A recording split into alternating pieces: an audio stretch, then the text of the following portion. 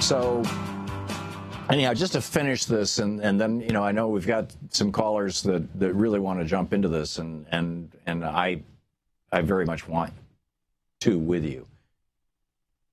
When we fought the American Revolution against the British and operated under the Articles of Confederation, the war was over, we were an independent country. We went through 3, as I recall, presidents, and this was before the Constitution. This was before 1787. And we were basically 13 states that were operating as functionally independent nations with a trade agreement among them that was called the Articles of Confederation. And those 13 states had very different customs, for example. The principal cleavage was slavery in the South and anti-slavery in the North. But that wasn't the only one. And then, you know, the North was more industrialized, the South was more agrarian, et cetera, et cetera. And we couldn't make it work.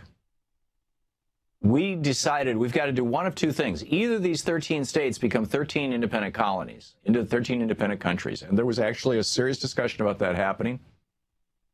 And, you know, around a couple of very substantial issues, it almost happened. Or we're going to become a federal republic. And it may well be that New York State is going to subsidize Georgia forever. But they're both going to become part of the republic, so it doesn't matter. It'll become invisible.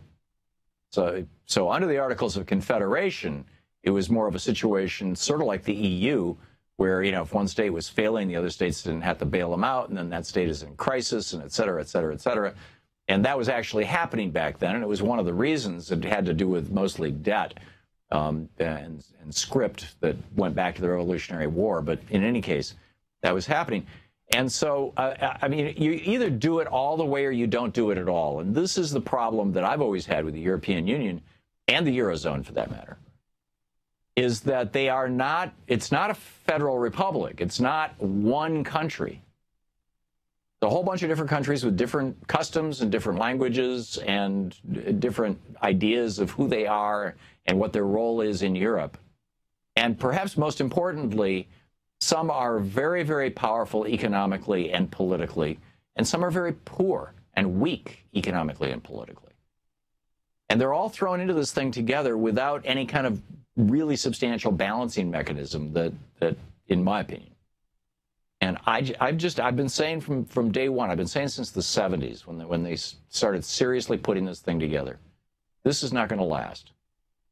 And I've lived in Europe. I lived in Europe for a year. I've probably spent another 2 years there in the course of my life, just, you know, traveling. I spent a lot of time in Europe, and I, you know, this was a noble experiment.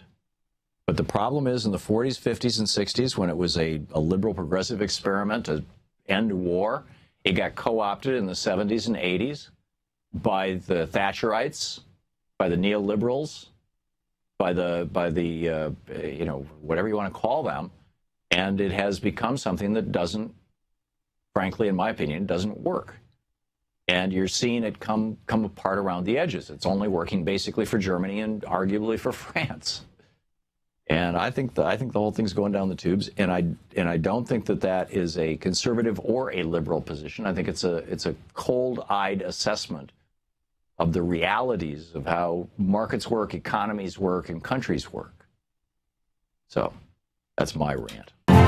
To watch more clips from our programs, hit the Watch More Videos button over here, and please be sure to hit the handy-dandy subscribe button so you'll always be up to date. Tag, you're it.